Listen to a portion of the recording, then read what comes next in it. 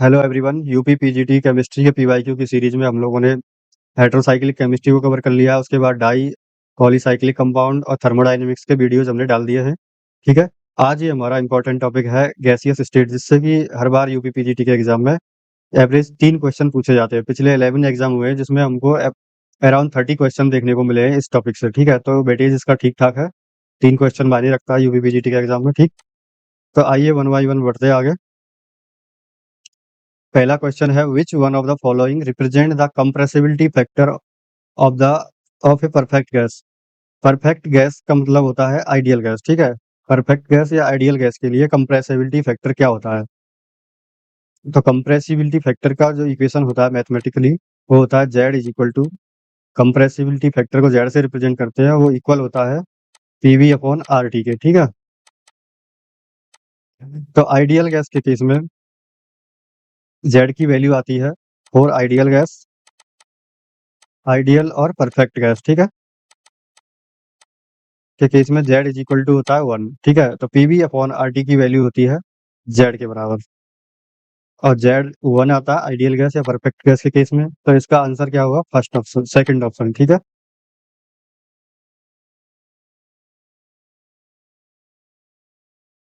Next question है, most probable velocity C most probable of a gas molecule is given by the following expression. ठीक, तो यहाँ 4 equation दी गई है और मोस्ट प्रोबेबल वेलोसिटी का आपसे इक्वेशन पूछा गया है।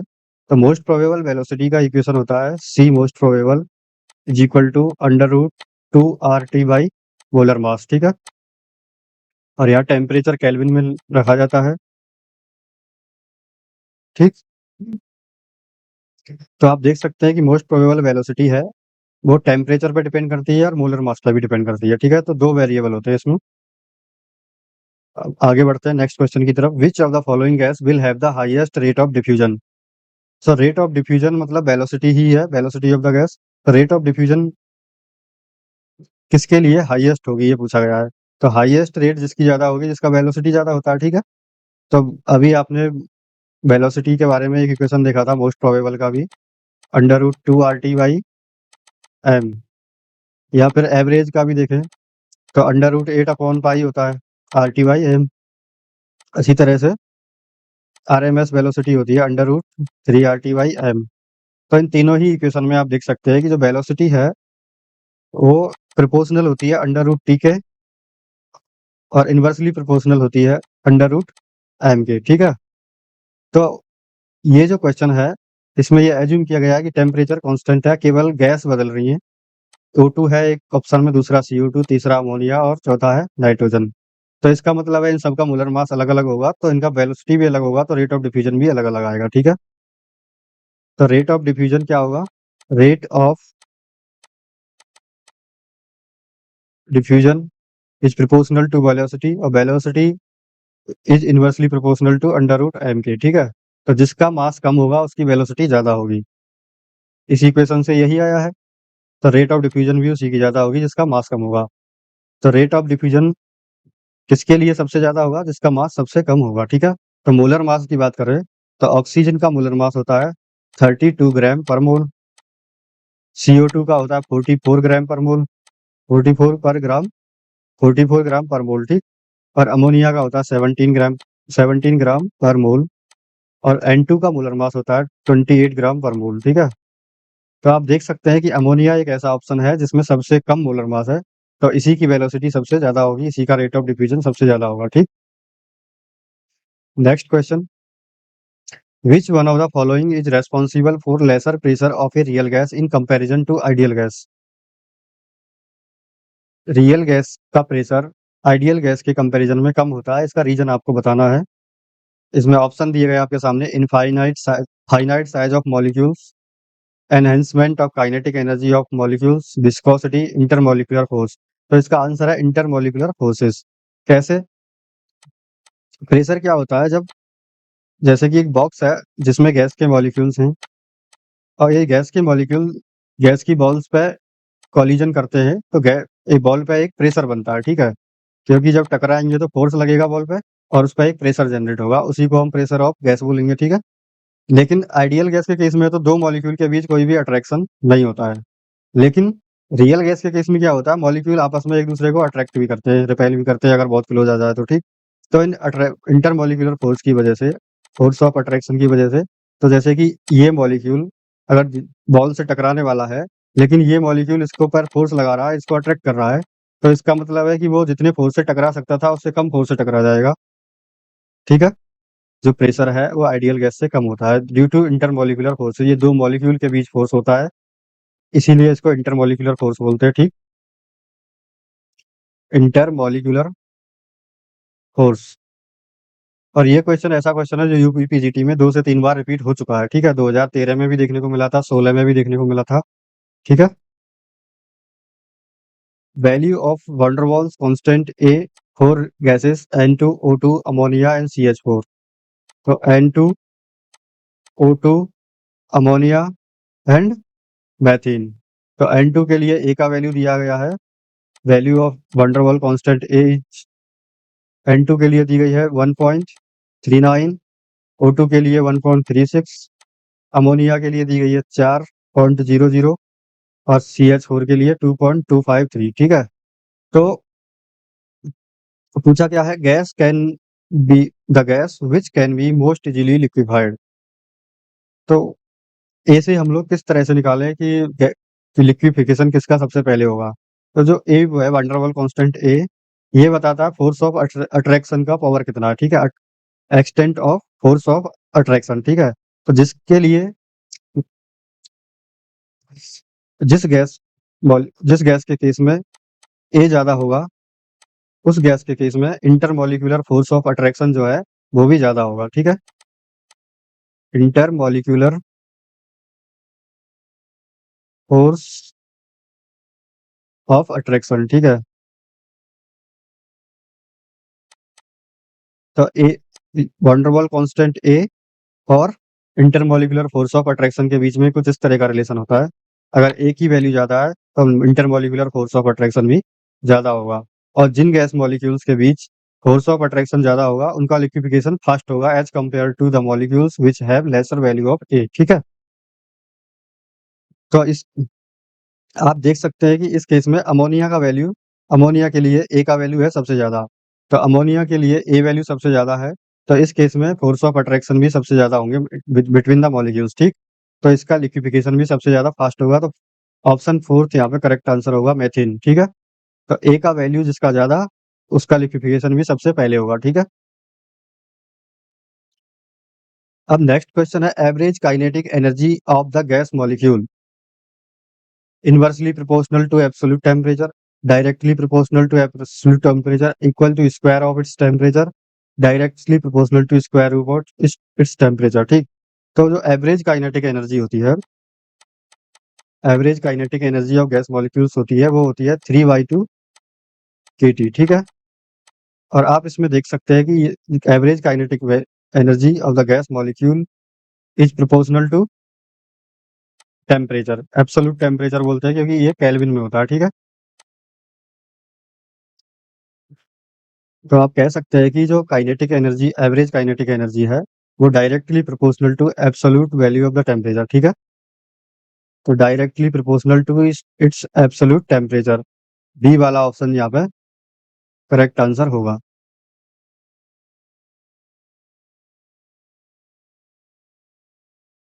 Now if two molecules of an ideal gas expands isothermally and reversibly at 25 degree centigrade from its initial volume 2.24 liter to 22.4 liter, the maximum work done by the gas will be। ये actually thermodynamics का एक question है जो by mistake हम लोग gaseous stage में इसको include कर दिए है, ठीक है? तो इसके लिए W की वैल्यू होती है, अगर आइसोथर्मली एक्सपेंड कर रही है और रिवर्सिबली कर रही है, तो W की वैल्यू होती है -nRT ln V2/V1, ठीक है? इसमें आप लोग अगर n की वैल्यू रखोगे 2 मोल्स, तो n की वैल्यू 2 रख दो। R की वैल्यू, आंसर यहाँ कैलोरी में दिए गए हैं, तो कैलोरी वाला R की वैल्यू होती है अराउंड लगभग 2 कैलोरी पर मोल पर केल्विन। तो R की वैल्यू 2 रख देंगे। टेम्परेचर यहाँ पे है कितना 25 डिग्री सेंटीग्रेड यानी कि 298 केल्विन। और ln V2/V1 V2 है 22.4 लीटर 22.4 लीटर और 2.24 लीटर है आपका V1। तो ये हो जाएगा ln 10 हो जाएगा इसका पूरे का वैल्यू, ठीक। तो W आपका आ जाएगा 2 इंटू 2 4 4 इंटू 298 कितना हो जाएगा 4 इंटू 298 अप्रॉक्स हो जाएगा। अगर इसको 300 मान लूँ मैं तो ये हो जाएगा 3 इंटू 4 1200 माइनस 1200 इंटू और ln 10 का वैल्यू होता है ln 10 का वैल्यू होता है 2.303। तो आंसर आपका आ जाएगा यहाँ पे अराउंड -2718 कैलोरी, ठीक है। तो फोर्थ ऑप्शन इसका करेक्ट आंसर होगा। ये थर्मोडाइनमिक्स का क्वेश्चन था, गलती से आ गया है, ठीक। Which of the following gas will have the highest rate of diffusion. फिर से वही क्वेश्चन पूछा गया है आपके सामने, कॉन्सेप्ट सेम है, वेलोसिटी पे आधारित। तो रेट ऑफ डिफ्यूजन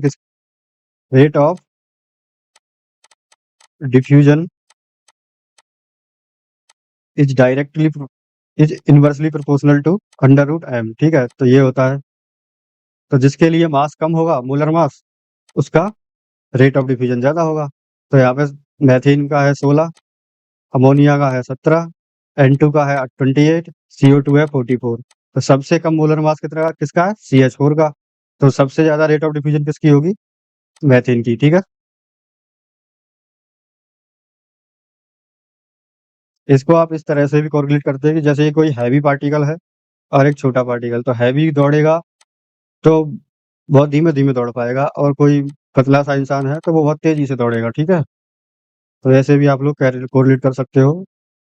तो जिसका मास कम होगा वो बहुत तेज दौड़ेगा इसमें, तो उसका रेट ऑफ डिफ्यूजन भी सबसे ज्यादा होगा, ठीक। If the molecular diameter of hydrogen gas is 291 picometre, the value of excluded volume per mole of gas in decimetre cube per mole is. तो ये इंपॉर्टेंट क्वेश्चन है, excluded volume per mole of gas निकालना है, मतलब 1 mole gas volume, 1 mole gas के molecules हैं तो उसके लिए एक्सक्लूडेड वॉल्यूम कितना होगा। तो एक्सक्लूडेड वॉल्यूम होता है, सपोज एक मॉलिक्यूल है तो तो उसके लिए एक एक मॉलिक्यूल की बात कर रहे हैं, तो जो एक मॉलिक्यूल के लिए एक्सक्लूडेड वॉल्यूम होता है वो होता है 4 इंटू वॉल्यूम ऑफ 1 मॉलिक्यूल। तो मॉलिक्यूल के वॉल्यूम का 4 गुना होता है, और हमको निकालना है 1 मोल गैस मॉलिक्यूल के लिए, पर मोल ऑफ गैस लिखा है, ठीक है। तो इसमें Na का हमको गुणा करना पड़ेगा। Na मतलब एवोगैड्रो नंबर से है यहाँ पे,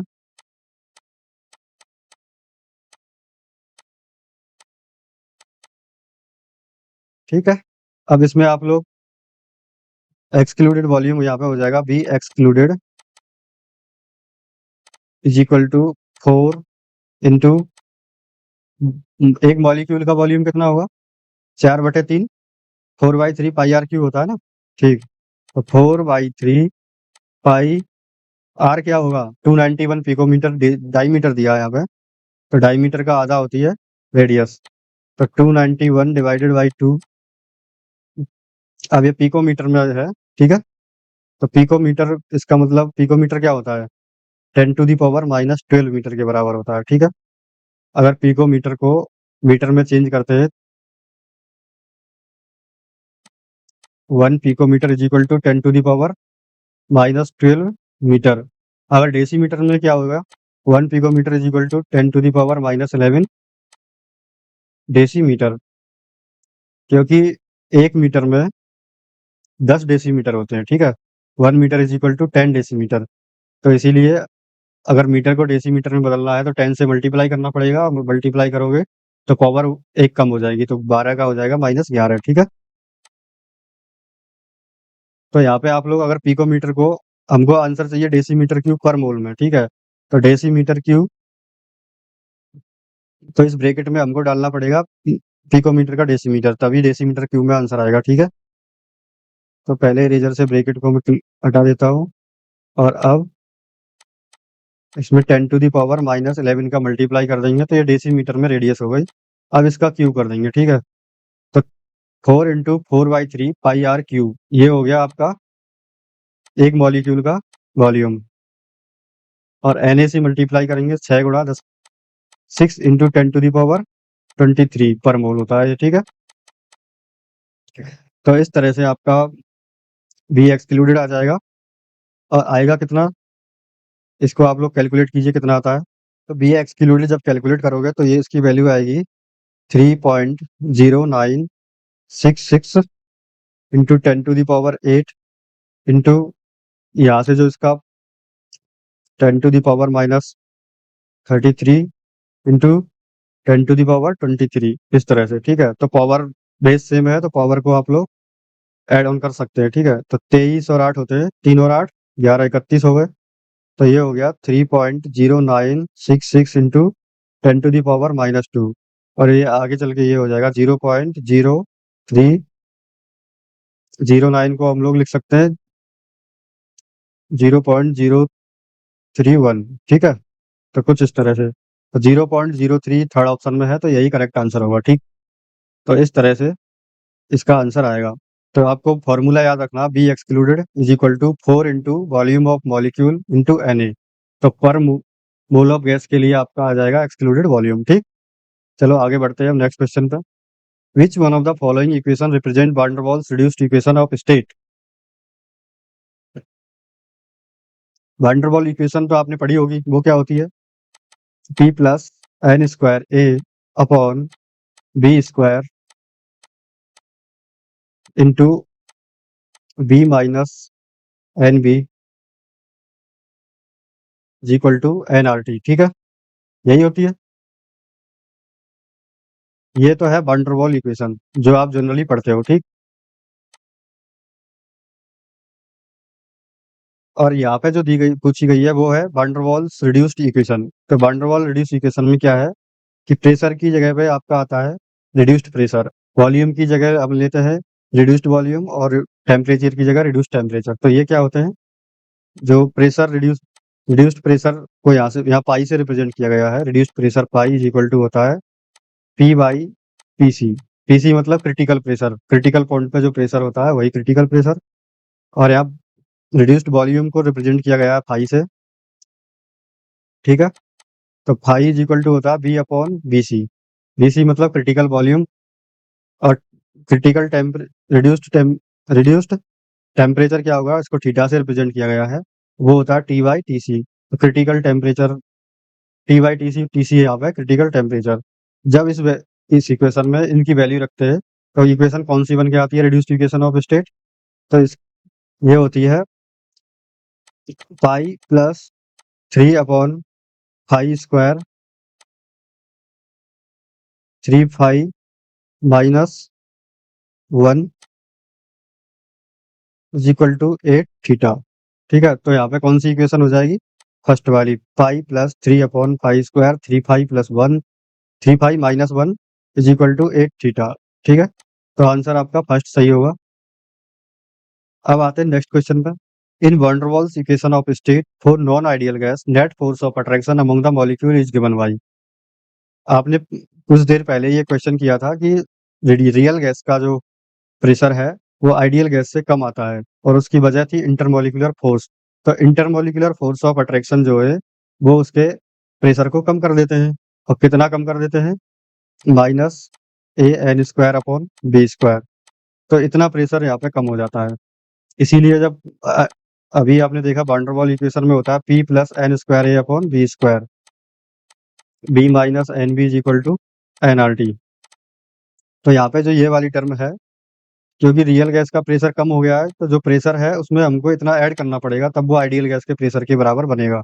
तो इसीलिए जो कंट्रीब्यूशन है नेट फोर्स ऑफ अट्रैक्शन वो है -AN² अपॉन B²। ये इसको उल्टा करके लिखोगे तो N² A अपॉन B² भी हो सकता है, ठीक, एक ही बात है वो। पहले N² को लिख लो या A को लिख लो, कोई बात नहीं है ऐसा है। तो आंसर हो जाएगा आपका -AN² upon B², fourth option. ये कंट्रीब्यूशन है नेट फोर्स ऑफ अट्रैक्शन का।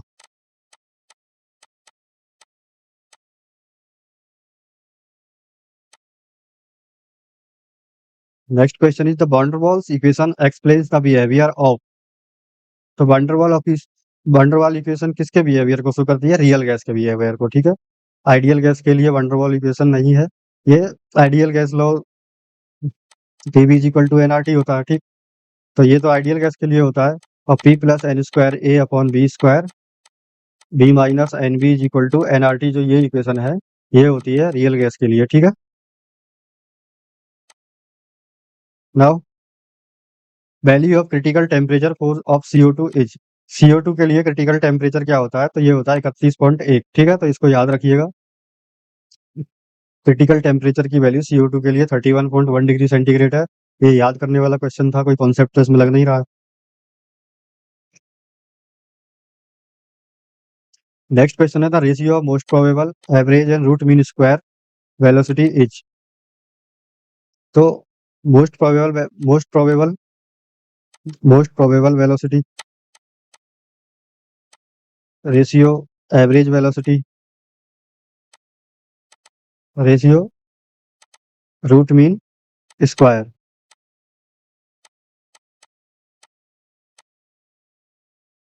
वेलोसिटी हमको आपको बतानी है कि इनका रेशियो क्या आएगा। तो मोस्ट प्रोबेबल के केस में इक्वेशन बनती है अंडर रूट 2 RT/m।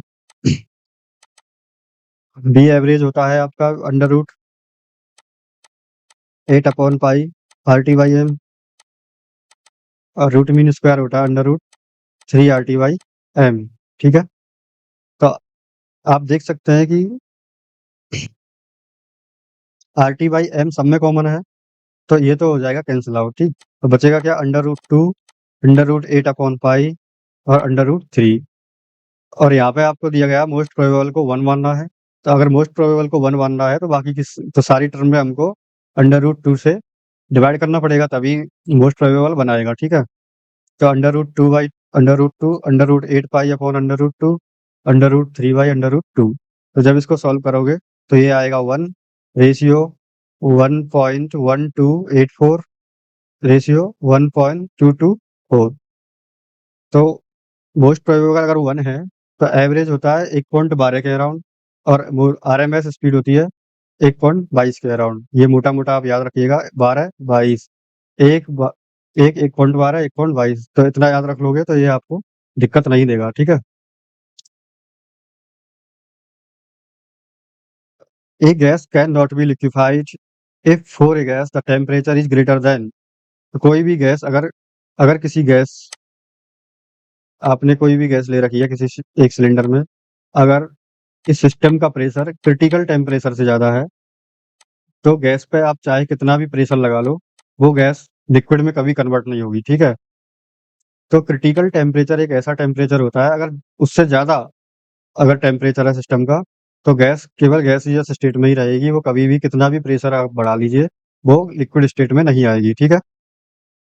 तो क्रिटिकल टेम्परेचर इसका आंसर होगा।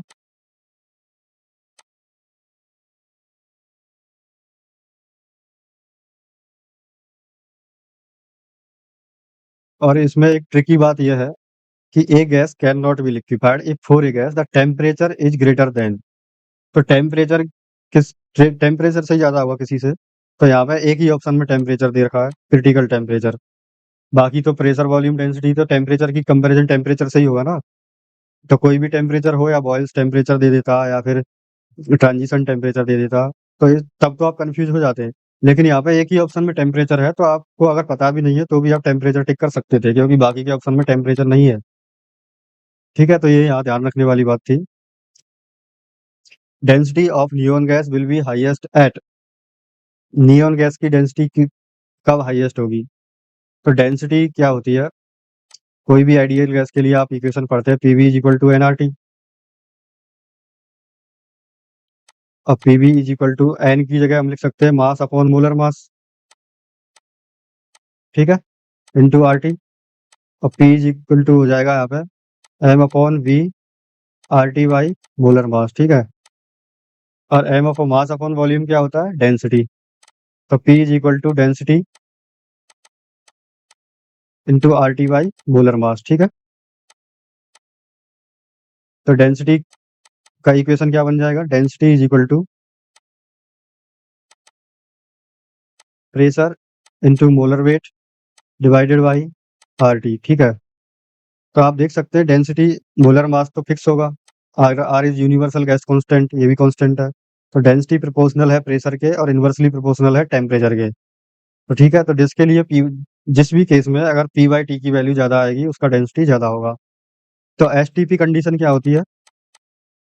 एस टी पी कंडीशन होती है 0 degree Celsius and 1 bar pressure. और यहाँ पे 0 डिग्री सेल्सियस है और 2 ATM प्रेशर है।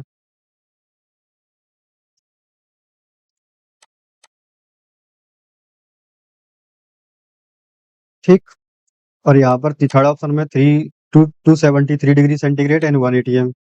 और फोर्थ ऑप्शन में 273 डिग्री सेल्सियस एंड 2 ATM। तो इसके लिए तो टेम्परेचर का वैल्यू ऑलरेडी बहुत ज़्यादा हाई है। तो इस केस में क्या आएगा? पी बाई टी का वैल्यू, पी बाई टी की वैल्यू आएगी यहाँ पे, अगर सबको ATM में कन्वर्ट करें तो 1 बार जो है, आपको पता होगा 1 ATM होता है 1.01 इंटू 10 की घात 10 टू द पावर 5 पास्कल के बराबर। और 1 बार होता है 10 टू द पावर 5 पास्कल। ठीक। तो आप जानते हैं कि एक बार जो है वो उसके कंपैरिजन में 1 ATM प्रेशर ज़्यादा होता है। ठीक है, तो 1 ATM से भी कम होगा 1 बार। ठीक है, आप ये कह सकते हैं। ठीक। तो जो पी बाई टी का वैल्यू होगा उसके, पी बाई टी का वैल्यू जिसके लिए ज़्यादा होगा उसका डेंसिटी ज़्यादा होगा। ठीक। तो पी बाई टी की वैल्यू इस फर्स्ट केस में आएगी स्टैंडर्ड टेम्परेचर एंड प्रेशर। तो प्रेशर तो हो जाएगा 1 बार, मतलब 0.9 ATM के अराउंड आ जाएगा। ठीक। डिवाइडेड बाई 273 केल्विन, ये हो जाएगा यहाँ पर सेकंड केस में 2 ATM डिवाइडेड बाई 273 केल्विन। और थर्ड केस में 1 ATM divided by 273 degree Celsius है, तो इसको केल्विन में कन्वर्ट करोगे तो इसका डबल हो जाएगा। ठीक है, तो 273 प्लस 273, जो कि 0 केल्विन 0 डिग्री सेंटीग्रेड होता है 273 केल्विन के अराउंड। ठीक। तो ये हो जाएगा 546। तो 546। और फोर्थ केस में हो जाएगा यहाँ पे 2 ATM डिवाइडेड बाई 546। तो आप देख सकते हैं कि यहाँ पर जो डिनोमिनेटर है थर्ड और फोर्थ केस में वो बहुत ज़्यादा है, तो इनकी वैल्यू तो बहुत कम हो जाएंगी। और इन दोनों केस में डिनोमिनेटर है 273 केल्विन। ठीक। तो इन दोनों केस में से जिसका प्रेशर ज़्यादा होगा उसका डेंसिटी भी ज़्यादा होगा। ठीक है, तो यहाँ पे प्रेशर है ज़्यादा, क्योंकि यहाँ अराउंड 0.9 ATM के अराउंड प्रेशर है, 1 बार प्रेशर है। और यहाँ 2 ATM के अराउंड प्रेशर है। ठीक है, तो इस केस में यहाँ पे प्रेशर ज़्यादा होगा। तो पी बाई टी का वैल्यू सेकंड केस के लिए सबसे ज़्यादा आएगा, इसीलिए इसका आंसर होगा सेकंड ऑप्शन। ठीक। क्योंकि डेंसिटी डिपेंड करती है, D is directly proportional to P by T के। Now same volume of two gases X and Y diffuse through 1 4 in 30 minutes and 19 minutes respectively. The molecular weight of X is 162. तो molecular weight of Y कितना होगा, ये आपको पता करना है। तो यहाँ पे टाइम दिया है डिफ्यूजन का। ठीक है, तो डिफ्यूजन का टाइम किसके लिए ज़्यादा होगा? जिसके लिए डिफ्यूजन टाइम अगर ज़्यादा है तो रेट ऑफ डिफ्यूजन कम होगी उसकी, तभी तो ज़्यादा टाइम लग रहा है डिफ्यूजन में। ठीक है, और रेट ऑफ डिफ्यूजन आप जानते हैं कि वो होती है 1/√m के। ठीक। जो रेट होती है वो डायरेक्ट इन्वर्सली प्रोपोर्शनल टू होती है √m के। तो टाइम क्या हो जाएगा? Time will be directly proportional to √m। तो आप यहाँ पे गैस एक्स है,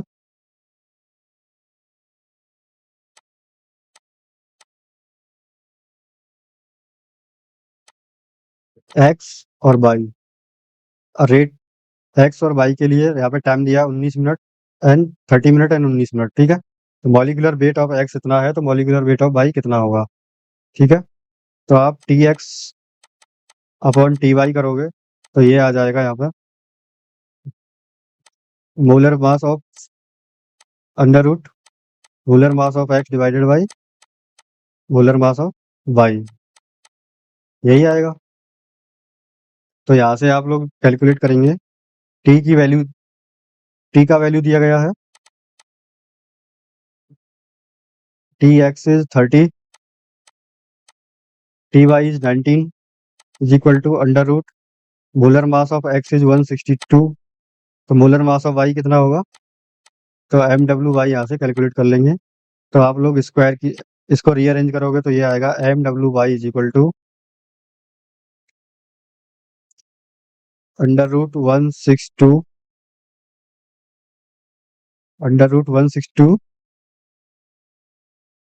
सॉरी MWy की वैल्यू आएगी यहाँ पर,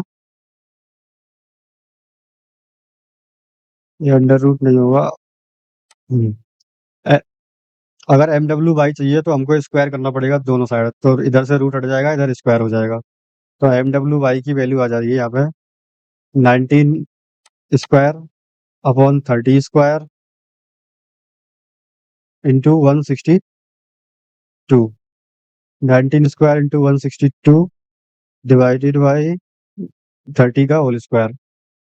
तो यहाँ पे इस तरह से MWy आपको कैलकुलेट करना है इसका सॉल्व करके, और आएगा कितना, चलो कैलकुलेट कर ही लेते हैं इसको।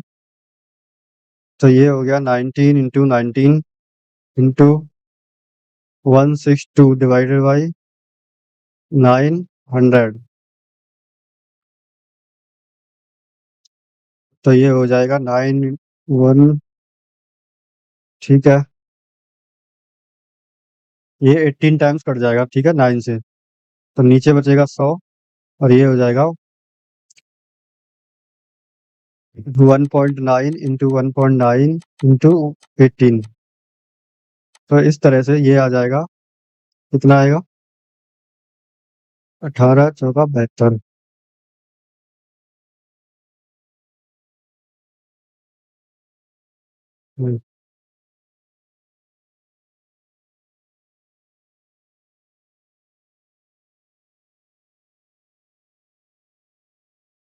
तो इसकी जो वैल्यू आती है वो आती है यहाँ पर 64.98 आता है यहाँ पे मोलर मास ऑफ वाई, जो कि किसी ऑप्शन में नहीं दिया गया है।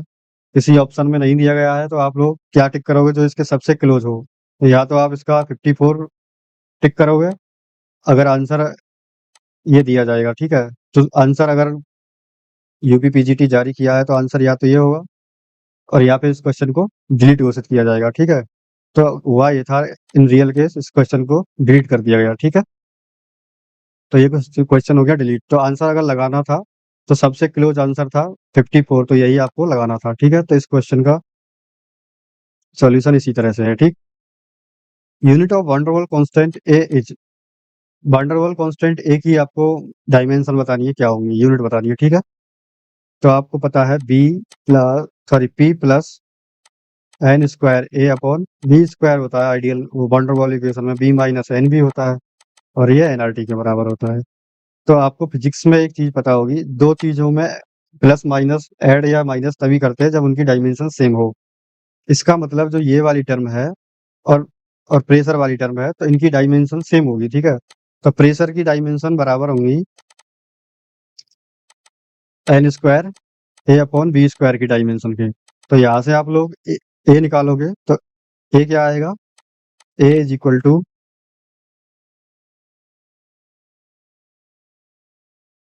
सॉरी एन स्क्वायर ए है, ठीक है। P is equal to N square a upon b square, तो ए आ जाएगा यहाँ से P into b square upon N square. यहाँ पे पी है प्रेशर, तो प्रेशर के लिए क्या होता है एटीएम, ठीक। वॉल्यूम होता है लीटर, तो लीटर का स्क्वायर हो जाएगा divided by N square, N होता है नंबर ऑफ मोल, तो ठीक है, तो मोल का स्क्वायर हो जाएगा ये, ठीक है।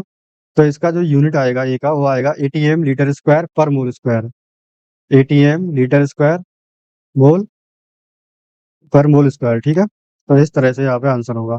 तो यह है फोर्थ ऑप्शन में एटीएम लीटर स्क्वायर पर मोल स्क्वायर, ठीक। तो इस तरह से आप लोग यूनिट निकाल सकते हैं। दो क्वांटिटी तभी ऐड होती हैं या माइनस होती है जब उनकी डायमेंशन सेम हो, ठीक है। Next question is at which temperature the root mean square velocity of SO2 will be equal to that of O2 at 27 degree centigrade. तो root mean square velocity SO2 और O2 की बराबर करनी कैसे करेंगे, तो आप इक्वेशन BRMS SO2 की बराबर है किसके, BRMS ऑक्सीजन के। तो अब आप इसमें इक्वेशन लिख दीजिए। इक्वेशन होती है आरएमएस वेलोसिटी की √3 RT बाई mw, ये होती है। तो यहाँ पे टेम्परेचर और मोलर मास चेंज होगा दोनों गैसों के लिए। तो इधर SO2 है और इधर है ऑक्सीजन।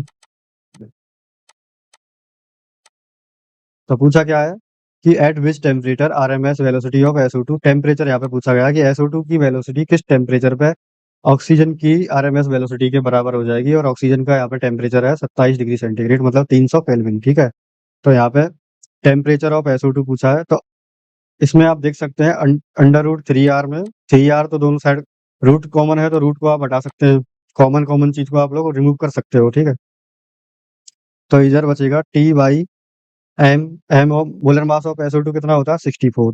ठीक है, तो इधर SO2 का हो गया। और ऑक्सीजन का टेम्परेचर कितना है, अंडर अंडर रूट और 3r हमने दोनों साइड कॉमन था तो वो रिमूव कर दिया है क्योंकि वो कट जाएगा। ठीक है, तो T बाई एम बचता है दोनों साइड, तो T बाई एम, तो T बाई 64। यहाँ पे 64 SO2 का मोलर मास है। और अब इधर राइट हैंड साइड में हम लोग लिखेंगे ऑक्सीजन के लिए। तो ऑक्सीजन का 27 डिग्री सेंटीग्रेड टेम्परेचर है, मतलब 300 केल्विन प्रेशर है। ठीक है, डिवाइडेड बाई ऑक्सीजन का मोलर मास होता है 32। ठीक, तो 32 से 64 कितनी बार कट जाएगा, काटने से पहले आप लोग इसको रीअरेंज कर लीजिए। T इज इक्वल टू हो जाएगा 300 इंटू 64 डिवाइडेड बाई 32। तो 32 64 को काट देगा 2 बार। ठीक है, तो ये हो गया यहाँ पे T का वैल्यू आ जाता है 600 केल्विन। 600 केल्विन यहाँ पे आता है आंसर। तो केल्विन में आंसर नहीं है, डिग्री सेंटीग्रेड में है, तो इसमें से 273 माइनस करना पड़ेगा। तो 600 में से 273 माइनस करोगे तो ये कितना आ जाएगा, ये आ जाएगा 327 डिग्री सेंटीग्रेड। ठीक है, 7 3 10, 2 7 9, तो 327 डिग्री सेंटीग्रेड यहाँ पे आंसर आ जाएगा। ठीक है, अब क्वेश्चन है आपके सामने, van der Waals constant b for a gas is 40.8 ml per mole, assuming molecule to be spherical and Avogadro's number to be 6 into 10 to the power 23, volume of the gas molecule H। तो आप वंडरबॉल constant जो V होता है वो excluded volume के बराबर होता है। ठीक है, और एक्सक्लूडेड वॉल्यूम बी एक्सक्लूडेड। ठीक है, तो एक क्वेश्चन में आपने एक्सक्लूडेड वॉल्यूम कैलकुलेट किया था 4 into Na into B molecular लेके, और वही बी के बराबर होता है, वंडरबॉल कांस्टेंट बी के बराबर। ठीक है, तो यहाँ पे आपको वंडरबॉल कांस्टेंट बी की वैल्यू दी गई है, Na की वैल्यू दी गई है, और 4 तो कांस्टेंट है ही, और B molecular volume of gas molecule आपको निकालना है। तो बहुत इजी क्वेश्चन है। ठीक है, तो बी का वैल्यू है 40.8 ml पर मोल। ठीक है, एक मोल के लिए इतना है।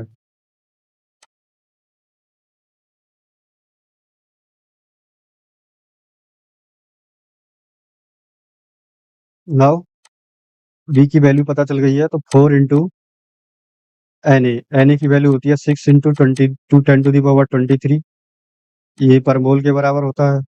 ठीक, अब बी मॉलिक्यूलर आपको निकालना ही है। ठीक है, बी मॉलिक्यूलर,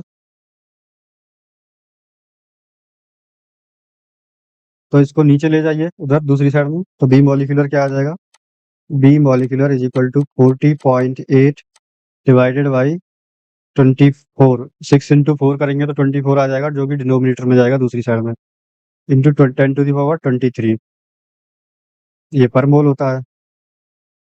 ये है ml पर मोल, तो पर मोल से पर मोल कैंसिल हो जाएगा, यहाँ पे बचेगा ml बस। ठीक है, तो जब इसको डिवाइड करोगे तो ये आ जाएगा 1.7 इंटू 10 टू दी पावर -23 के अराउंड। ठीक है, तो थर्ड ऑप्शन यहाँ पे करेक्ट आंसर होगा आपका। नेक्स्ट क्वेश्चन आपके सामने है, two gases A and B have molecular weight 144 and 64 respectively, there rate of diffusion will be in the ratio of. आपको मोलर मास दे दिया गया है, रेट ऑफ डिफ्यूजन किस रेशियो में होंगी। तो रेट ऑफ डिफ्यूजन क्या होता है, रेट ऑफ डिफ्यूजन जो होता है इज प्रोपोर्शनल टू 1/√m के। ठीक है, तो rate of diffusion A divided by rate of diffusion B is equal to होगा यहाँ पे 1/√, मोलर मास ऑफ ए हो जाएगा 144 into 1/√, molar mass of B, ठीक है। तो ये हो जाएगा 64। तो 8/12, तो 8:12 यहाँ पे आंसर आ जाएगा, ठीक है। थर्ड ऑप्शन जो भी है। अब आते हैं नेक्स्ट क्वेश्चन पे। According to the van der Waals equation of the state of any gas at the critical point can be written as PC VC upon TC is equal to R1। तो here R1 का क्या होगा? तो जब PC into VC upon TC आप लोग करते हैं, और पीसी का वैल्यू होता है, PC is equal to, PC मतलब क्रिटिकल प्रेशर, जो कि बराबर होता है 1/27 B² के, और क्रिटिकल वॉल्यूम बराबर होता है 3 B के। Critical temperature is equal to 8A/27 RB। तो पीसी बीसी टीसी की जब ये वाली वैल्यू आप इसमें पुट करोगे, इस वाली इक्वेशन में पीसी बीसी अपॉन टीसी में, तो ये इक्वल आएगा आपका 3/8 R, 3/8 इंटू आर के बराबर, ठीक है। तो फर्स्ट ऑप्शन यहाँ पे करेक्ट होगा 3/8 R, ठीक। तो R1 की वैल्यू कितनी है? 3/8 R। नेक्स्ट है यहाँ पे, ऑक्सीजन इज प्रेजेंट इन ये 1 litre flask at a pressure of 7.6 into 10⁻⁻10 mm of Hg। The number of oxygen molecule in the flask at 0 degree Celsius will be. तो ये simple PV is equal to NRT से calculate करना है। आपको pressure दिया है 1 litre दिया है, मतलब प्रेशर दिया है, वॉल्यूम दिया है, टेम्परेचर दिया है 0 डिग्री सेल्सियस, मतलब 373 केल्विन, 273 केल्विन। तो आपको नंबर ऑफ मोल निकालना है। नंबर ऑफ मोल निकाल लोगे तो इसमें Na का मल्टीप्लाई कर देंगे तो ऑक्सीजन मॉलिक्यूल आ जाएंगे, ठीक है। तो N की वैल्यू हो जाएगी पीवी अपॉन RT के बराबर। तो यहाँ पे आप जब रखेंगे, यहाँ पे mm ऑफ Hg में प्रेशर दिया है, ये याद रखना है। तो mm ऑफ Hg को आपको, वॉल्यूम दिया लीटर में, प्रेशर दिया है mm ऑफ Hg में। तो प्रेशर को अगर आपको ATM में कन्वर्ट करना है तो आप जानते, आप 7.6 इंटू 10⁻⁻10 Hg को लिख सकते हो 760 इंटू 10⁻⁻12 Hg, ठीक है। और आप जानते हैं जो 1 ATM की वैल्यू होती है, 1 atmospheric pressure is equal to 760, 760 Hg के बराबर होता है 1 ATM। तो जब इसमें 760 से डिवाइड कर दोगे इसको, पूरे प्रेशर को, तो पी एटमो ATM की यूनिट में यहाँ पे प्रेशर आ जाएगा। तो ये आ जाएगा pressure is equal to 10⁻⁻12 ATM। अब ये इक्वेशन आसान हो जाती है। तो ये हो गया आपका, इसको मैं थोड़ा रेज कर देता हूँ यहाँ से, जगह थोड़ी कम है।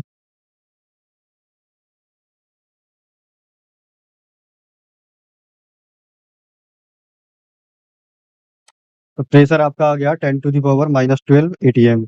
तो N is equal to, pressure लिखेंगे 10⁻⁻12 ATM, volume is 1 litre, divided by N की वैल्यू जानते हैं कितनी, नंबर ऑफ, सॉरी यहाँ पे PV/RT करना है, ठीक है।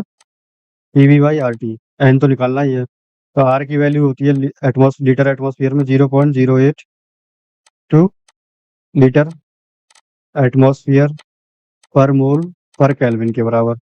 टेम्परेचर है यहाँ पर 273 केल्विन। तो जब आप इसको सॉल्व करोगे, और इसमें Na का गुणा करना पड़ेगा क्योंकि नंबर ऑफ मोल नहीं पूछा है, नंबर ऑफ ऑक्सीजन मॉलिक्यूल पूछा है। तो 1 मोल में होते 6 × 10⁻23 मॉलिक्यूल पर मोल, ठीक है। तो यहाँ से आपका N की वैल्यू आ जाएगी ओवरऑल, जब इसको सॉल्व करोगे आप, 2.68 इंटू 10⁻10 नंबर ऑफ मॉलिक्यूल आएगा ये, ठीक है, नंबर ऑफ मॉलिक्यूल। तो इस तरह से ये क्वेश्चन सॉल्व होगा। आंसर इसका हो जाएगा सेकंड, ठीक। अब ये क्वेश्चन भी कुछ PV is equal to NRT से रिलेटेड ही है। A glass bulb of litre capacity contains 4 gram of methane, ठीक है। The bulb is so big that it will burst if the pressure exceed 10 ATM। अगर pressure 10 ATM से ज्यादा हो जाता है तो वो बल्ब फूट जाएगा, ठीक है। तो temperature at which the pressure of the gas will reach the bursting point. तो टेम्परेचर क्या रखे कि वो बस्टिंग पॉइंट पे पहुंच जाए, मतलब प्रेशर उसका 10 ATM हो जाए। तो टेम्परेचर आपको पूछ रहा है, टेम्परेचर क्या होगा जब प्रेशर हो 10 ATM। और यहाँ पे वॉल्यूम दिया है लीटर कैपेसिटी, लीटर कैपेसिटी का मतलब हो गया 1 लीटर, वॉल्यूम 1 लीटर लेना है। और यहाँ पे नंबर ऑफ मोल कैसे निकालेंगे, 4 ग्राम मैथिन, तो 4 gram divided by molar mass of methane होता है 16 ग्राम पर मोल। तो यहाँ से नंबर ऑफ मोल हो जाएगा 1/4। 1/4 मोल आते हैं 4 ग्राम ऑफ मीथेन में, ठीक है। तो प्रेशर दिया है, वॉल्यूम दिया है, नंबर ऑफ मोल दिया है, तो टेम्परेचर आप निकाल सकते हैं आइडियल गैस इक्वेशन से। PV is equal to NRT होता है, तो टी इज इक्वल टू हो जाएगा पीबी अपॉन एनआर। तो ऊपर वाली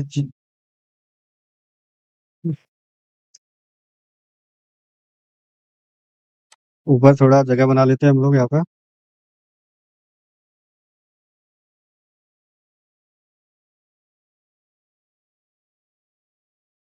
तो सॉरी, यहाँ पे टेम्परेचर कैसे कैलकुलेट करेंगे, पीबी अपॉन एनआर से, ठीक है। तो फिर इस प्रेशर क्या है 10 एटीएम, वॉल्यूम है 1 लीटर। प्रेशर 10 एटीएम है, वॉल्यूम है 1 लीटर, ठीक। और नंबर ऑफ मोल है 1/4 मोल, और आर की वैल्यू लीटर एटमॉस्फेयर की टर्म में होती है 0.082, ठीक है। लीटर एटमॉस्फेयर पर मोल पर केल्विन, ये यूनिट है उसका, ठीक है।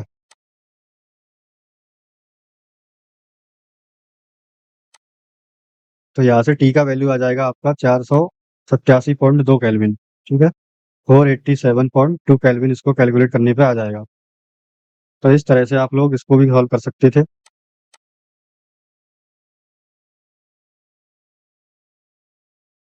अब क्वेश्चन है molar volume of any ideal gas at NTP is, NTP पर molar volume of ideal gas is. तो एनटीपी ये 2003 और 2002 का सवाल है, ठीक है। तो एनटीपी पे 22.4 तो नहीं होता है आज की कंडीशन में, लेकिन जब 22.4 यहाँ पे, इसलिए यूपी पीजीटी ने सही करेक्ट आंसर दिया था, क्योंकि बाकी के ऑप्शन थे 21 लीटर, 44 और 10 लीटर, जो कि दूर दूर तक मैच नहीं करते थे वैल्यू से। जबकि एनटीपी जो कंडीशन होती है, पहले तो एनटीपी और एसटीपी को इंटर एनटीपी एसटीपी एक ही चीज मानी जाती थी, ठीक है।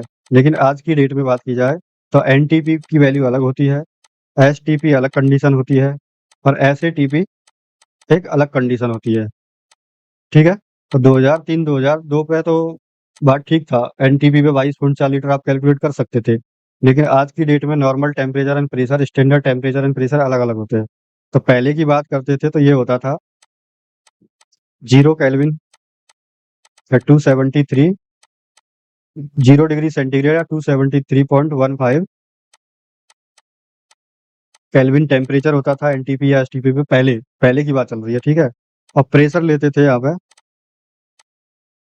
प्रेशर लेते थे 1 atm, ठीक है। प्रेशर होता था 1 atm।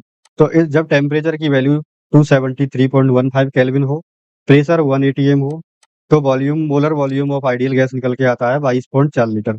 इसको आप कैलकुलेट कर सकते हो PV is equal to NRT से। तो मोलर वॉल्यूम जो होगा वो हो जाएगा, नंबर ऑफ मोल एक हो जाएगा मोलर वॉल्यूम के लिए, ठीक है, क्योंकि 1 मोल का वॉल्यूम पूछ रहा है। तो आर टी अपॉन पी हो जाएगा, ठीक है। वो तो मोलर वॉल्यूम यहाँ से आ जाएगा आपका, आर की वैल्यू 0.0821 लीटर एटमॉस्फेयर पर मोल पर केल्विन, और टेम्परेचर की वैल्यू थी वहाँ पे 273.15 केल्विन, ठीक है। और प्रेशर था यहाँ पे 1 atm। तो यहाँ से मोलर वॉल्यूम आता था 22.4 लीटर। लेकिन आज की डेट में एनटीपी की जो कंडीशन होती है, यहाँ पे जो टेम्परेचर और प्रेशर है वो होता है, टेम्परेचर होता है 293.15 केल्विन, यानी कि 20 डिग्री सेंटीग्रेड, 20 डिग्री सेंटीग्रेड होता है टेम्परेचर एनटीपी पे, याद रखिएगा। और प्रेशर होता है 1 atm, ठीक। और एसटीपी आज की डेट में होती है 273.15 केल्विन एंड 1 बार प्रेशर होता है, ना कि 1 atm प्रेशर, ठीक है।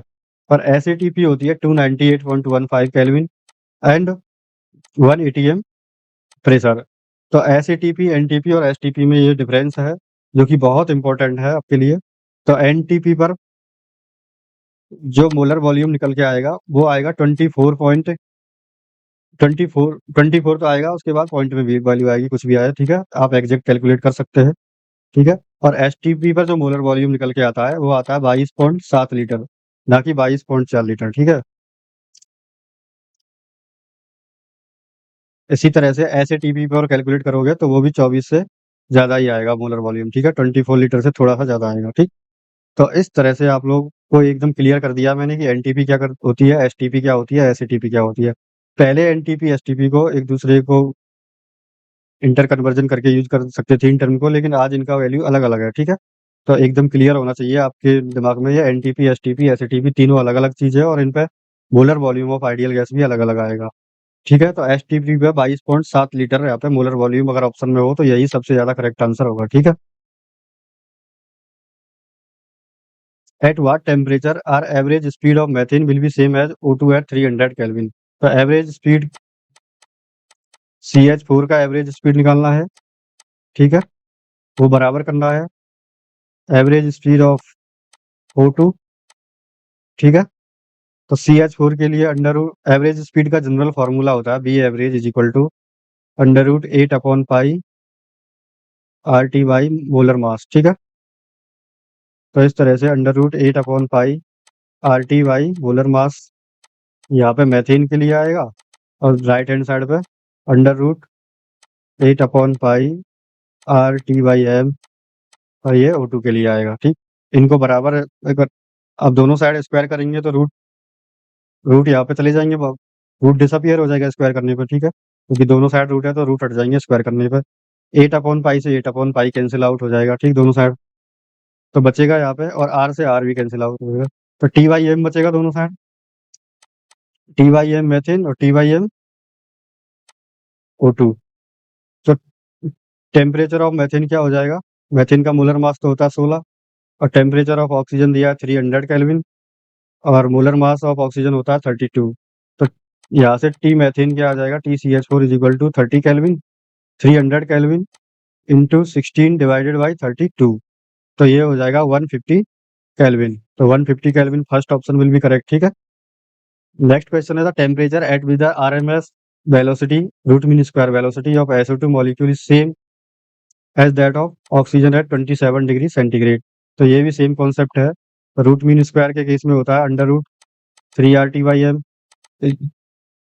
यहाँ पे ये SO2 का है, पहले मैथेन का था, अंडर रूट 3RT/m O2, ठीक है? तो अंडर रूट से अंडर रूट कैंसिल हो जाएगा, 3R से 3R हो जाएगा, तो T/m SO4 लिख दिया गलती से, SO2 बराबर है T/m सॉरी T/m O2 के। तो यहाँ पे TSO2 आ जाएगा डिवाइडेड बाई MSO2 होगा 64 ग्राम पर मोल, ठीक है? और वो होगा ऑक्सीजन के टेम्परेचर है 27 डिग्री सेंटीग्रेड, इसका मतलब 300 केल्विन। ऑक्सीजन का मोलर मास होता है 32 ग्राम पर मोल, ठीक है?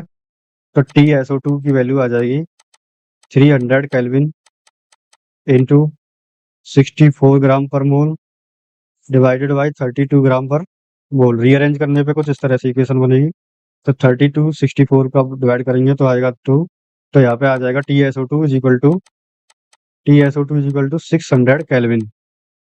तो fourth option will be correct, ठीक है? अब नेक्स्ट क्वेश्चन है a gas at 30 degree centigrade is first compressed to half of its original volume. To what temperature it should now be heated so that the volume increase to double of its original volume? तो पहले temperature था 30 degree centigrade, अब इसको compress किया गया है, इसका volume मान लेते हैं V था, इसको ये है इनिशियल पॉइंट जिस पे टेम्परेचर 30 डिग्री सेंटीग्रेड है, वॉल्यूम हमने V मान लिया है, फिर इसको कंप्रेस किया गया है हाफ ऑफ द वॉल्यूम तक, तो वॉल्यूम V/2 हो गया होगा, ठीक है? अभी भी टेम्परेचर 30 डिग्री है, ये आइसोथर्मली किया गया है, यहाँ पे दिया नहीं है लेकिन है, ठीक?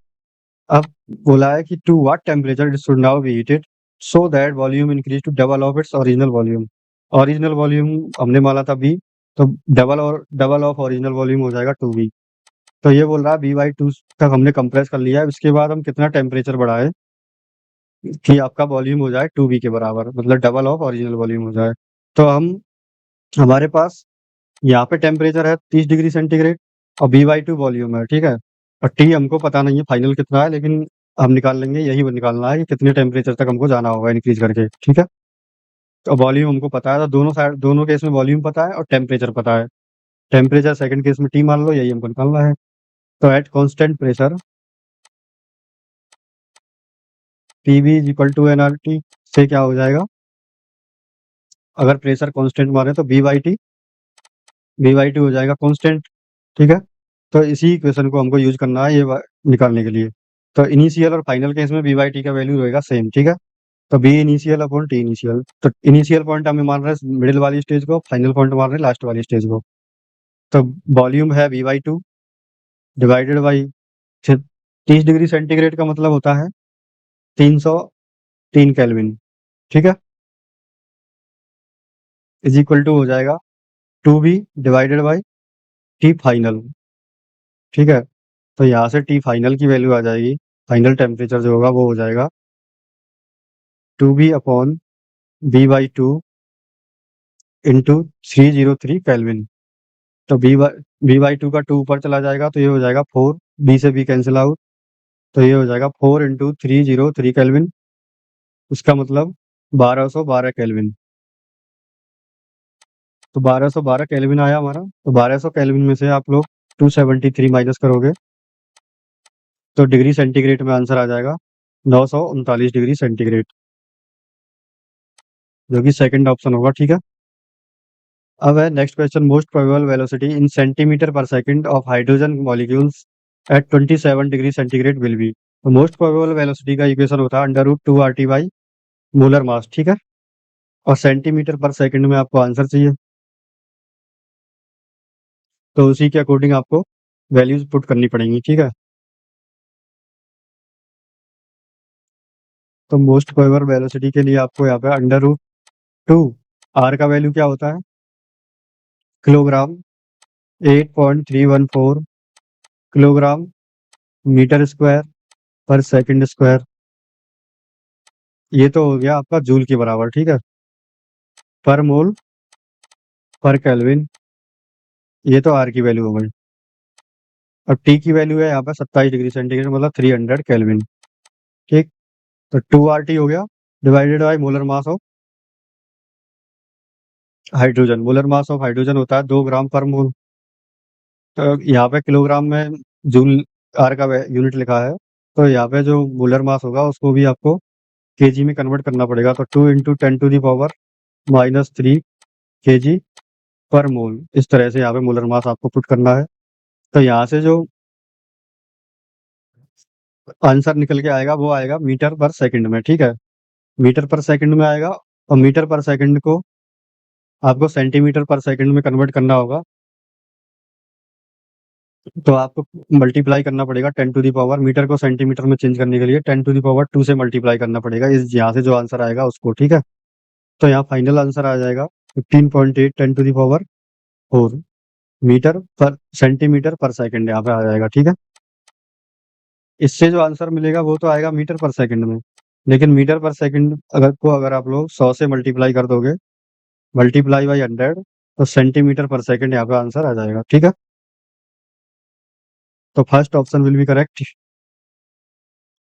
Next question is consider the following gases N ammonia, CO2, SO2, H2S। Correct sequence of increasing order of root mean square velocity of these gas at given temperature will be.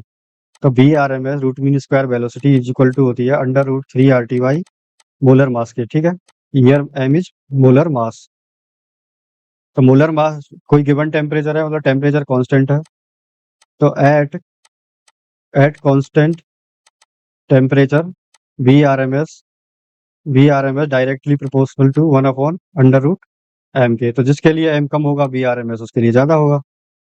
तो अमोनिया के लिए होता है 17 ग्राम पर मोल, CO2 का होता है 44 ग्राम पर मोल, SO2 का होता है 64 ग्राम पर मोल, और H2S होता है 34 ग्राम पर मोल, ठीक है। तो सबसे ज्यादा वेलोसिटी किसकी होगी, जिसका मोलर मास सबसे कम होगा। तो अमोनिया का इन चार ऑप्शन में सबसे कम है मोलर मास, तो वेलोसिटी इसकी सबसे ज्यादा होगी अमोनिया की। तो फर्स्ट, तो इंक्रीजिंग ऑर्डर बताना है, तो फर्स्ट किस में सबसे ज्यादा है, डी में और सी में, ठीक है। तो ये तो हो गया।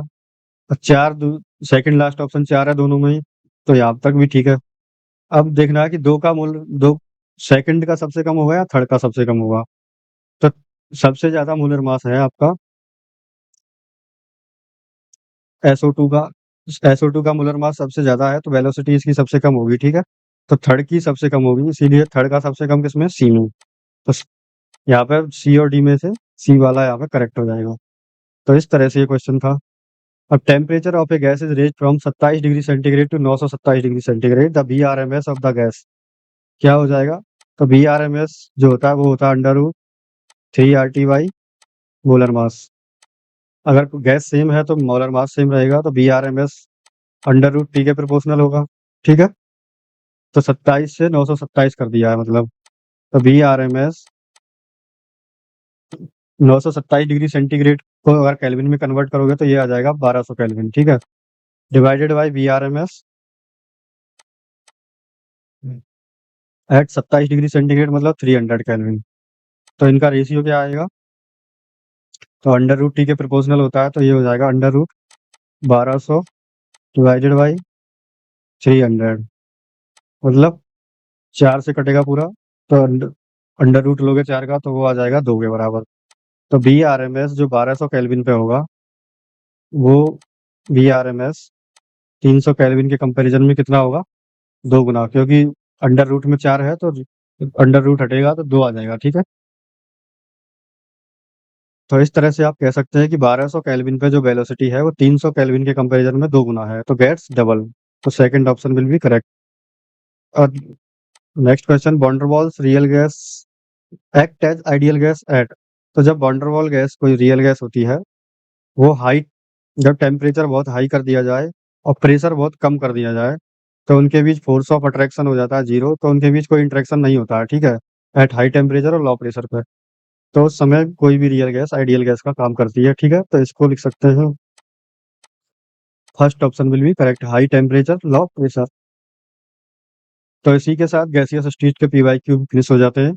तो आप लोग इसको एक बार अच्छे से देखिए, और उसके बाद आप लोग, मुझे पूरा भरोसा है कि आप एग्जाम में क्वेश्चन कर ले जाओगे, क्योंकि इसी लेवल के क्वेश्चन आते हैं, कोई हार्ड फास्ट क्वेश्चन नहीं है, थोड़ा थोड़ा सा PV=NRT, van der Waals equation, reduced van der Waals equation,